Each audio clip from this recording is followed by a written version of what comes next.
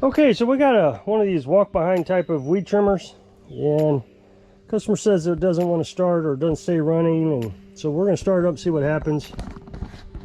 I've taken the air filter off. It was pretty dirty. That was the first thing I tried just to see if that was it.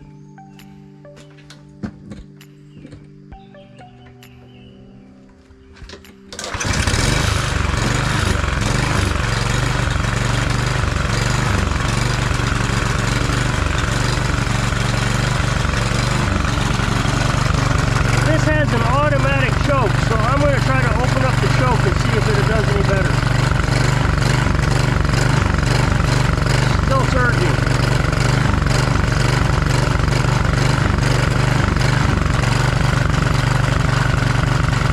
Looks like it's trying to choke.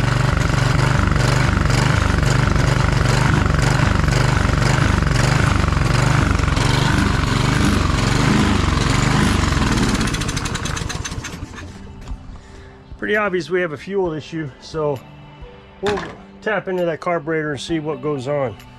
Okay, so we're gonna, of course, you would take off the air cover and the air filter, and then we'll take off the housing here.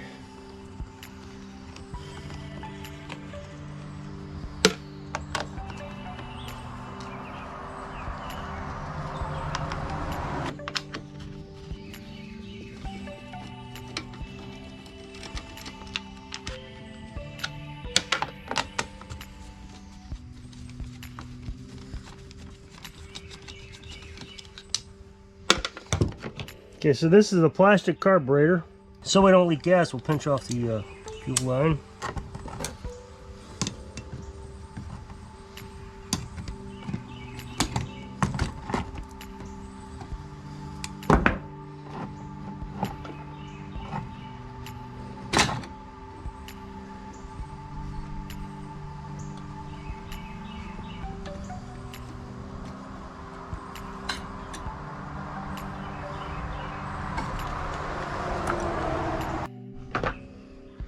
Okay, so now I'm going to take off the top, and the only reason I'm taking the top off is so I can look at the automatic choke, make sure it's working correctly.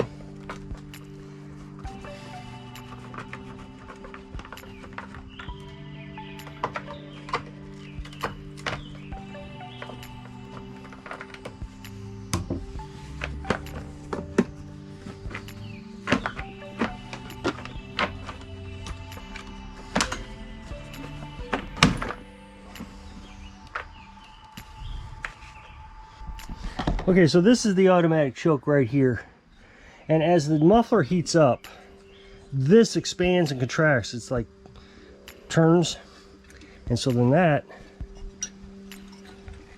moves the governor. So you may see that piece in there moving. So I just wanted to take that off so when we start the engine back up, we can see if that's working. If I said engine, I meant shroud. I didn't mean engine. Okay, so now we're going to put on a new carburetor. I do notice though that the O-ring that goes on the back here is missing. This is a new one from the new carburetor, so it's missing.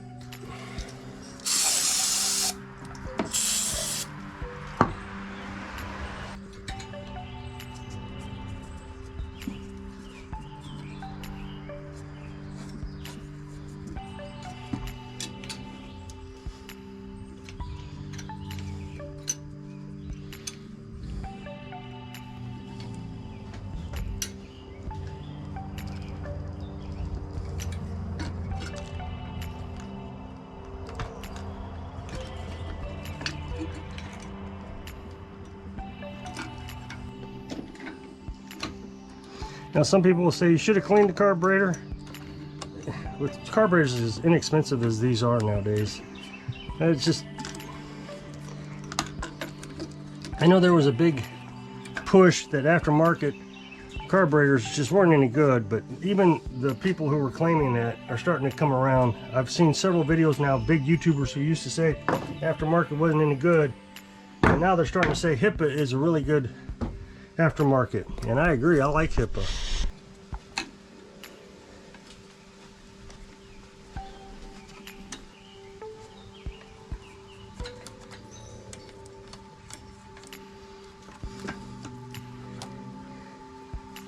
Put our fuel line back on.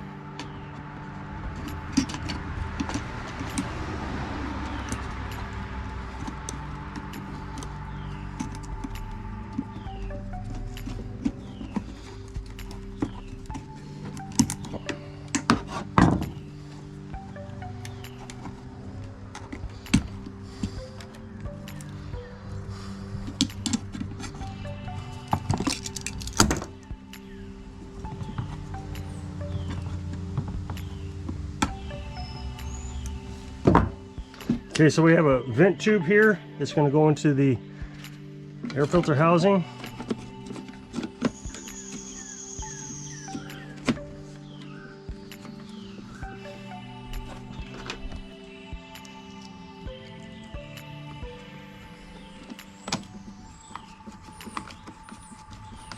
I'm not going to tighten these all the way just yet. Just going to put them on loosely so we can get it to line up correctly.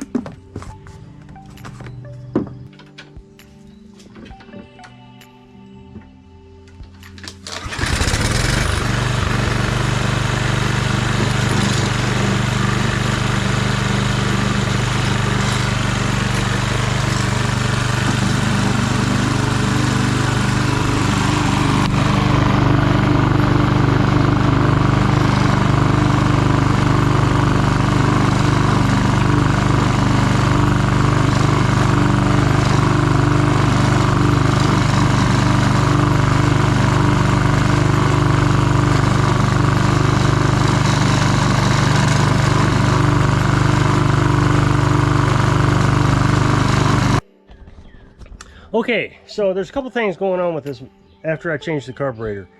The carburetor is running great. There's no more surging. The idle is really low, so I need to turn that up. And the other thing I noticed, every time I tried to throttle up a little bit, hadn't changed the governor just yet. I'm manually trying to idle it up. It would die. So what I figured out was the throttle here, if you bring it up, it shuts off. When you bring it down, that's full speed. And then you're supposed to lock it over here into here. Well, it would just vibrating over and coming back up and shutting off. So I cut myself a little slit there. I think you can see that. And so now when I bring this down, I can bring it over and lock it into that little slit and it doesn't come out. So now we'll adjust the governor. So right here is the governor spring. I think you can see that. So what we need to do is tighten that up a little bit. So over here on the other side, there's a brace that the governor hangs onto. All we got to do is bend that back a little, and that'll stretch that spring out. You don't want to do it too much, just a little bit at a time.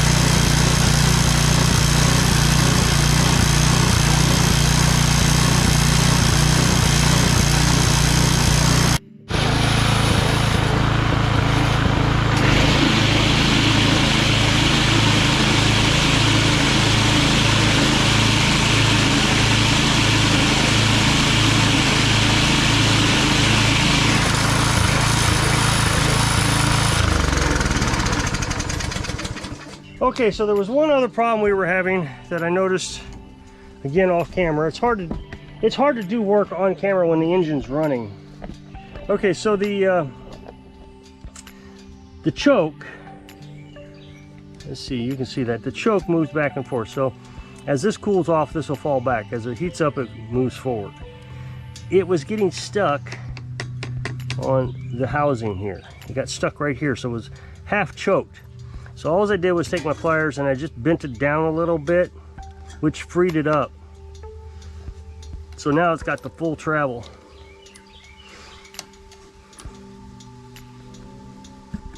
Okay, so let's take a look at spark plug.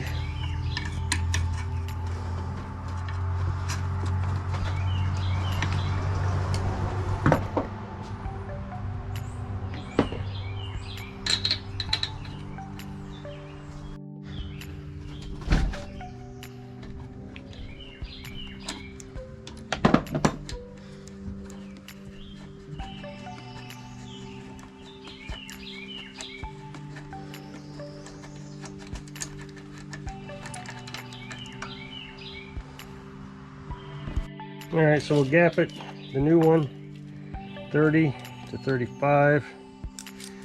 That's a good gap. See if we can put it in here without burning myself.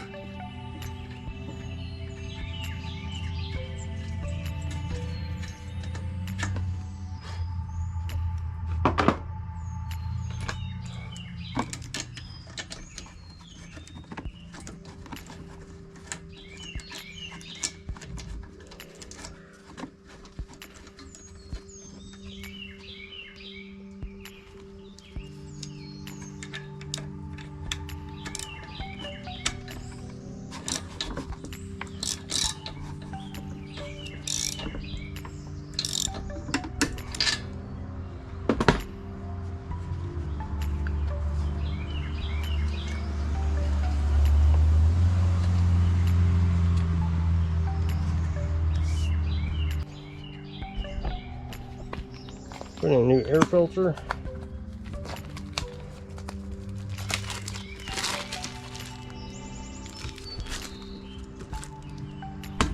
Kill the mosquito.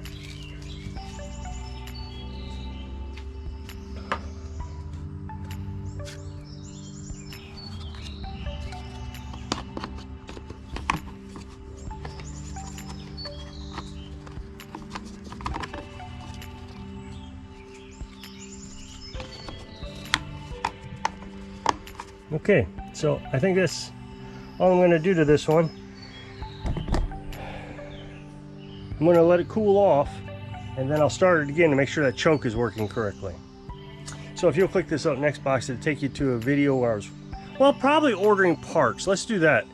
It shows a thorough way of ordering aftermarket and OEM parts. So I hope this video helps you work on your equipment under the shade tree. Thanks for watching.